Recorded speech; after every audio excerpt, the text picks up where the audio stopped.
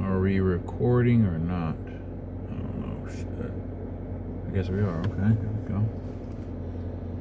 Just trying to set up here. How you guys doing? It's 12:21 to be exact, p.m. Central Standard Time. Wednesday, February 17th, 2021. And how are you guys today? You guys are doing great. I am. I'm just trying to set up everything here.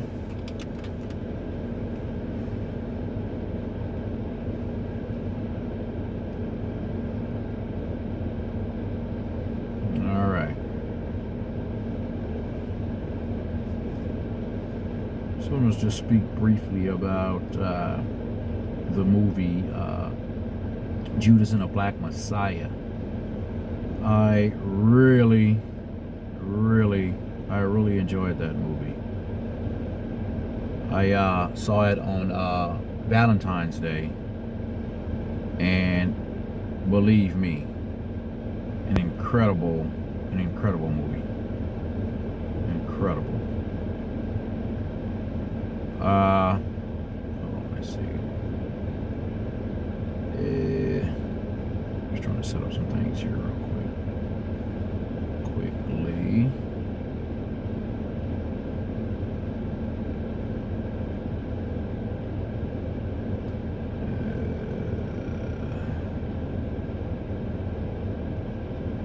Let me see something.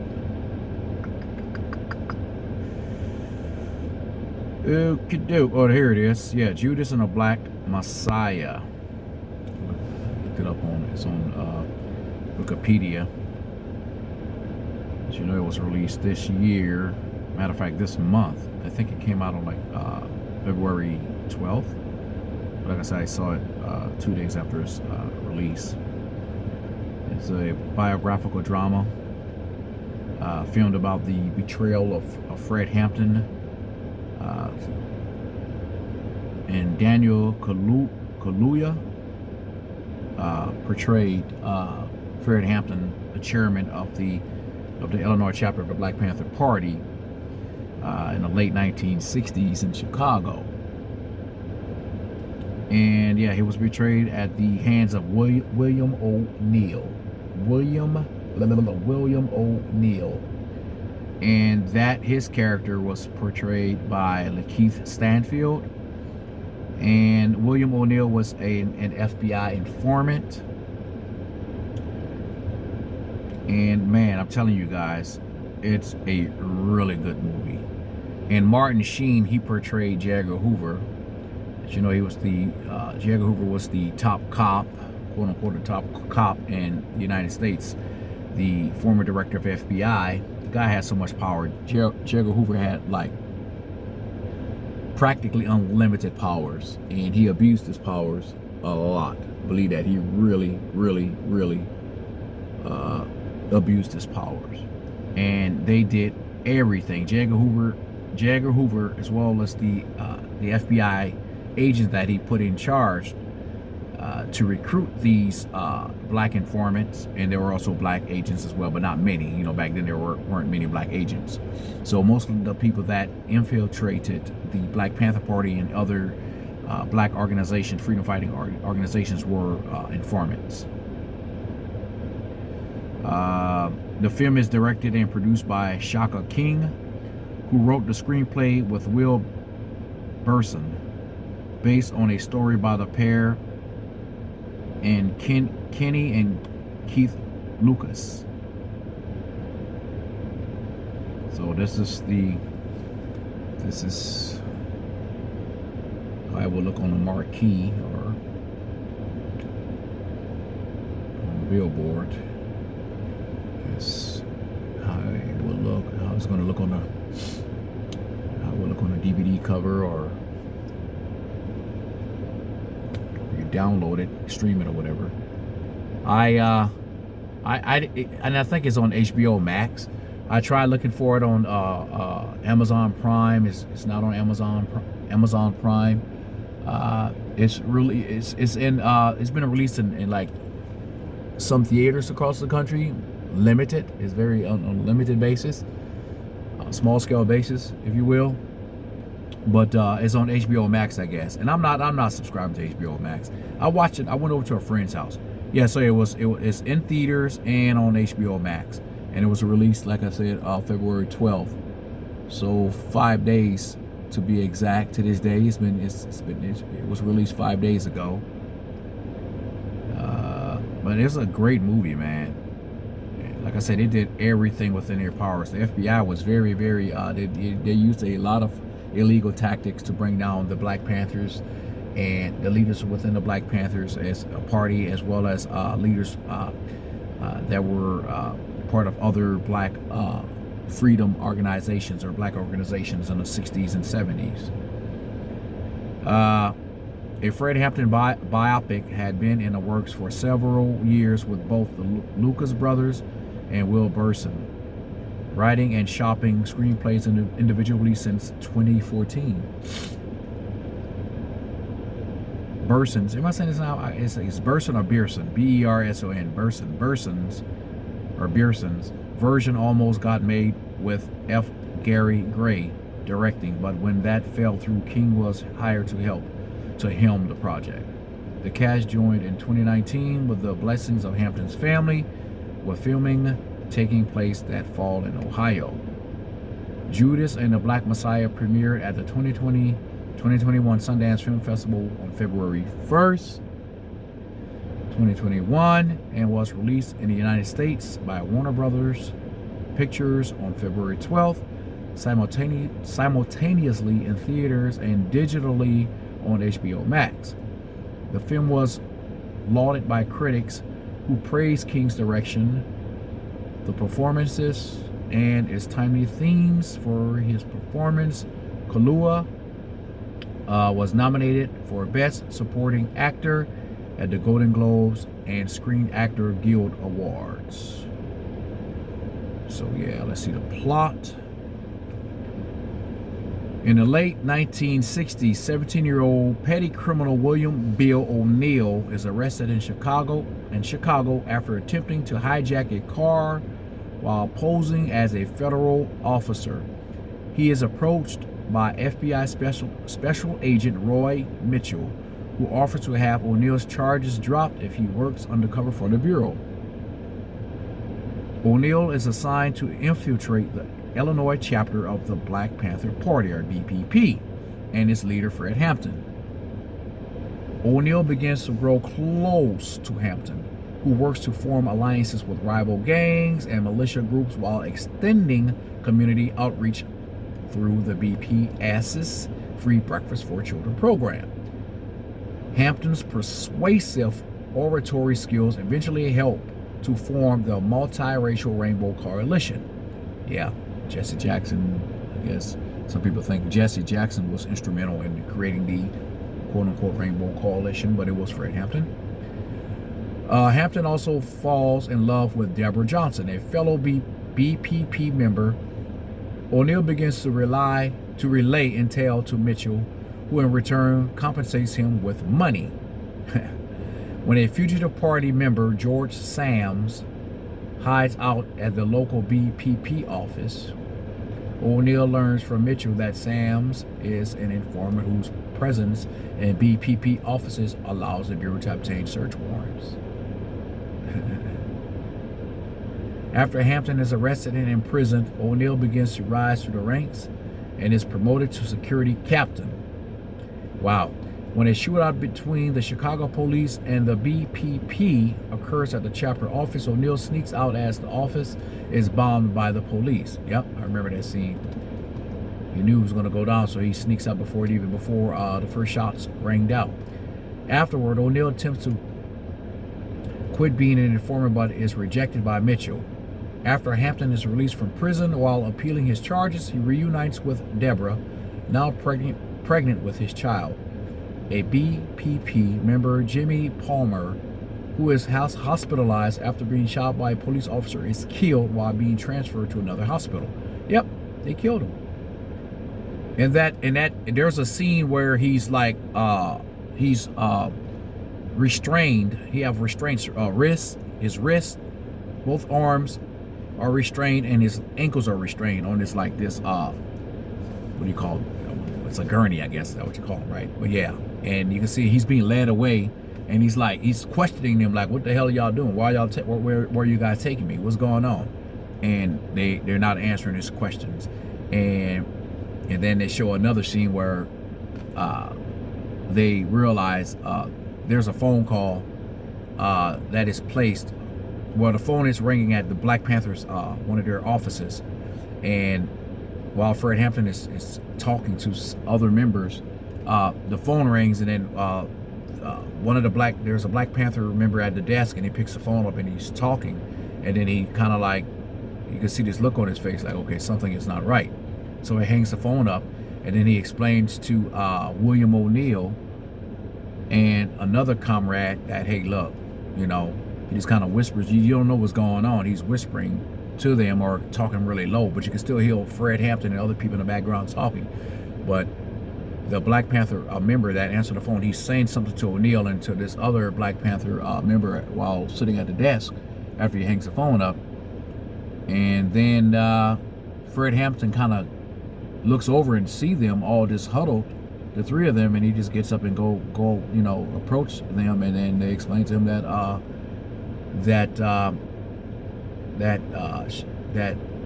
George Sams is dead. So yeah.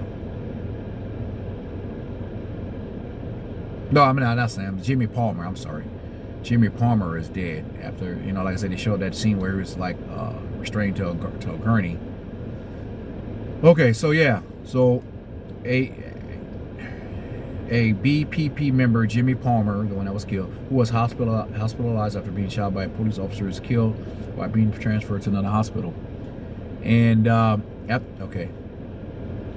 Enraged upon learning of Jimmy's death, fellow member Jack Winters engages in a shootout with police, killing several officers before being gunned down himself. Yeah, he went revolutionary style on their asses, because that was his boy, that was his friend. You know, they were really good friends. And after he learned that his friend was killed by these cops, because Jimmy himself, the reason why he was killed is that, okay, he went inside like this, I think it was some type of restaurant, and some black folks were being harassed by these cops, and he was like, hey, what the fuck? He was watching them from the outside. He saw these black patrons customers being harassed by these white cops. So he goes into the restaurant like, hey, what the fuck y'all doing? You know, hey, why are you harassing my goddamn people?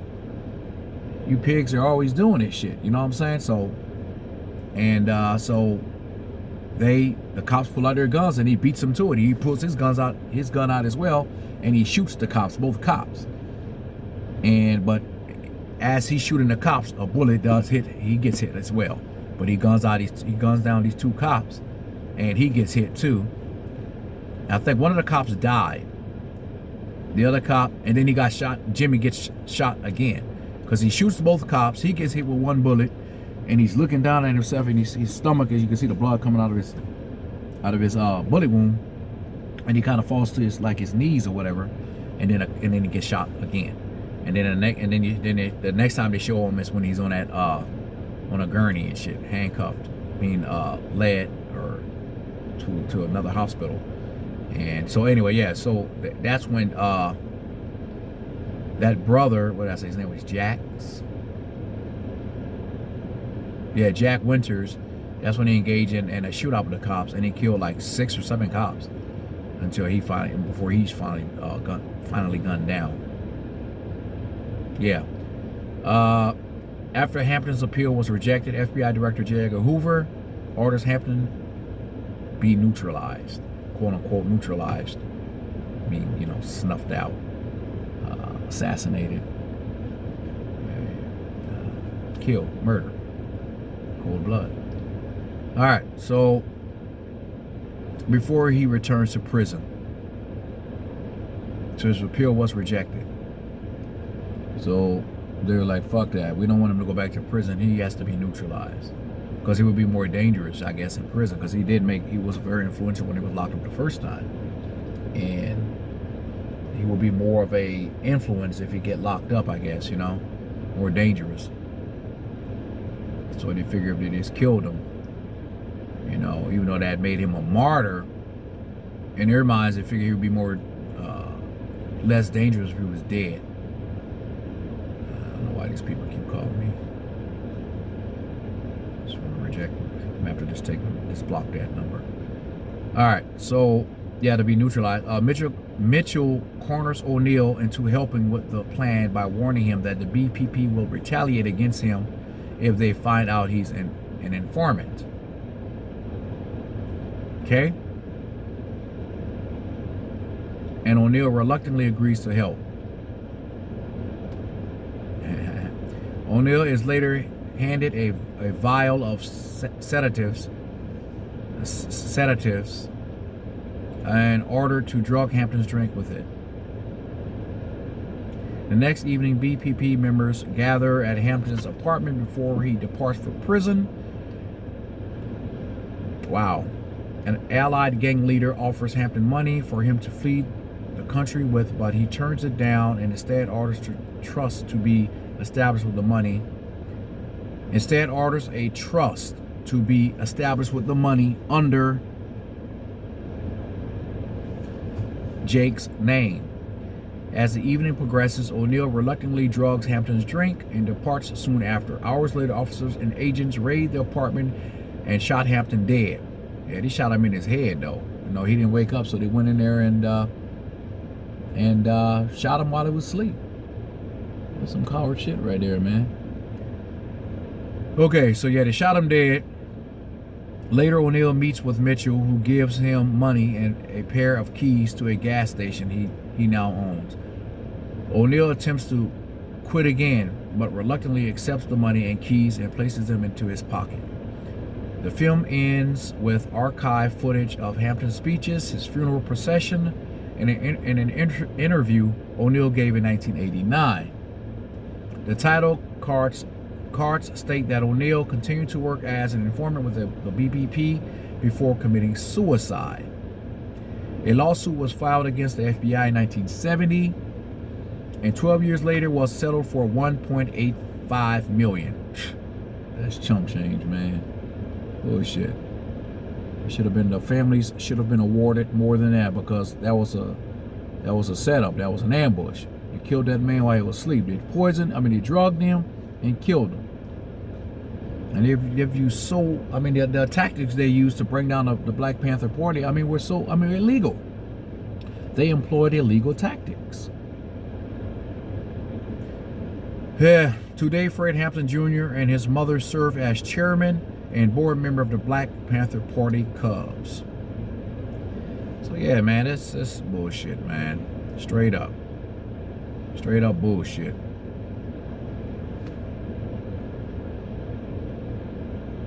Straight up.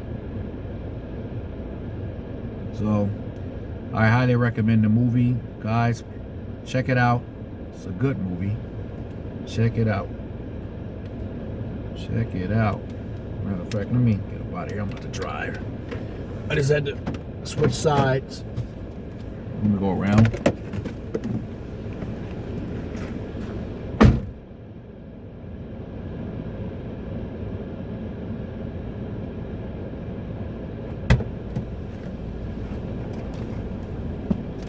All right. I just had to switch sides so I could mount my tablet. But yeah, man, check that movie out. Judas and the Black Messiah, directed by Shaka King, Daniel Kaluuya portrays Fred Hampton.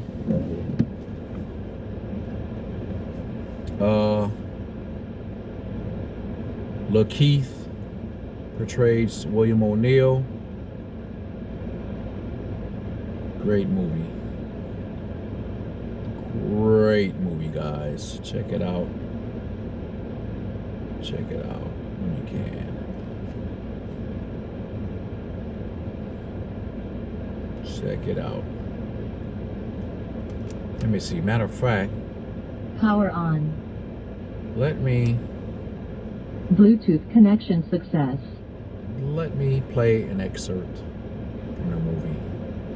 Fred Hampton is speaking, or it's Daniel Kaluuya. But yeah, Daniel Kaluuya did a great job portraying Fred Hampton, and Lakeith Stanfield did a great job portraying William O'Neill. Okay, here we go. This is an excerpt from the movie, the trailer from the movie, Judas and the Black Messiah.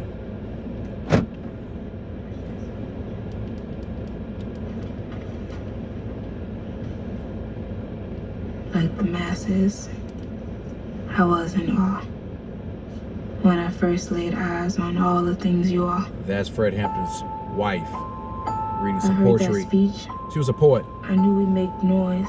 I just thought it'd be in the streets. The Black Panthers are the single greatest threat to our national security. Our counterintelligence program must prevent the rise of a black messiah. You're looking at 18 months for the stolen car, 5 years for impersonating a federal officer, or you can go home. What do you want? Get close to Hampton. He's talking to O'Neill. The Black Panthers are The petty forming a thief. rainbow coalition of oppressed brothers and sisters of every color. Neutralize him by any means necessary.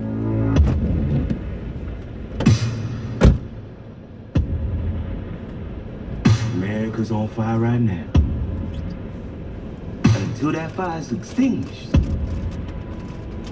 nothing else means a damn thing. Imagine what we could accomplish together. We can heal this whole city. You ain't tell me it was gonna be like this. These ain't no terrorists.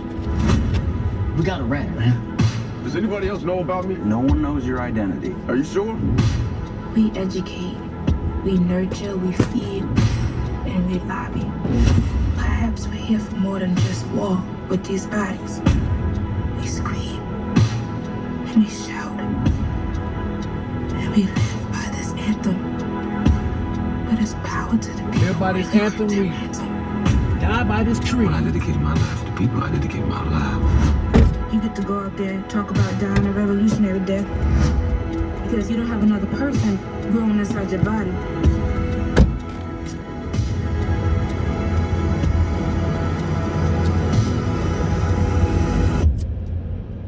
Anywhere there's people, there's power. Judas and the Black Messiah. Rated R. In theaters and streaming exclusively on. Yeah. All right, so there it is, guys. Let me see, Fred Hampton. Fred Hampton. Yeah.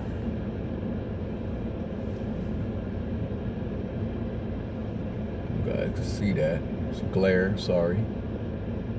Somewhat of a glare.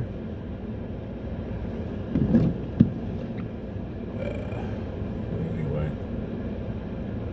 See if I could play one of his. And he was 21 years old when he was assassinated. Born August 30th, 1948. Assassination, gunshot wounds. Place of burial, Bethel Cemetery. What was that, in Louisiana, LA? It says LA, so. Oh, he's in, oh, okay. He's in Louisiana. Cemetery in Claiborne Parish, Louisiana.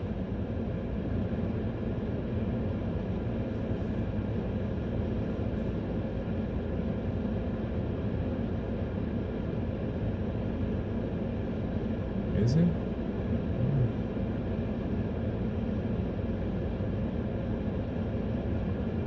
Yeah.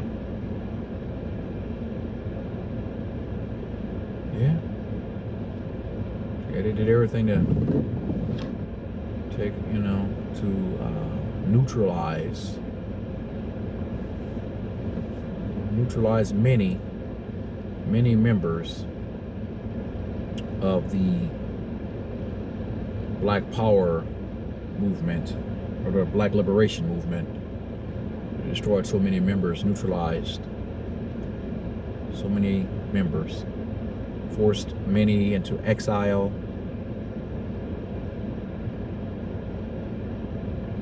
Oh, this is from Democracy Now! Let's play this. This is Democracy Now!, democracynow.org, the Quarantine Report. I'm Amy Goodman with Juan Gonzalez. As Black History Month begins today, we look back at the assassination of Black Panther leader Fred Hampton in Chicago 51 years ago, and how new documents reveal more details about the FBI's role in the murder of the 21-year-old revolutionary. Fred Hampton was killed December 4th, 1969, when Chicago police raided his apartment and shot and killed him in his own bed. Black Panther leader Mark Clark was also killed by police in that raid. Authorities initially claimed that Panthers had opened fire on the police who were there to serve a search warrant for weapons. Evidence later emerged that told a very different story. The FBI, the Cook County State's Attorney's Office, and Chicago police had conspired to assassinate Fred Hampton. Now, several hundred pages of FBI memos and reports obtained by historian and writer Aaron Leonard through a Freedom of Information Act request document that the director of the FBI's Domestic Intelligence Division, William Sullivan, and the head of the extremist section of the Domestic Intelligence Division, George Moore, both played key roles in planning the raid and the cover-up that followed. For more on what these documents say, we're joined by Flint Taylor and Jeff Haas, founding members of the People's Law Office in Chicago, who are the lead lawyers in the landmark Fred Hampton and Mark Clark civil rights case. Their new piece for Truth Out is headlined, "New Documents Suggest J. Edgar Hoover was involved in Fred Hampton's murder." Jeff Haas, let's begin with you. You wrote a book about Fred Hampton. Talk about what these new documents show and what you see as the smoking gun of J. Edgar Hoover's direct involvement. Yeah. Thank you, Amy. Well, first of all, it's 51 years after the incident and 40-some years after the trial. We had never gotten these documents before.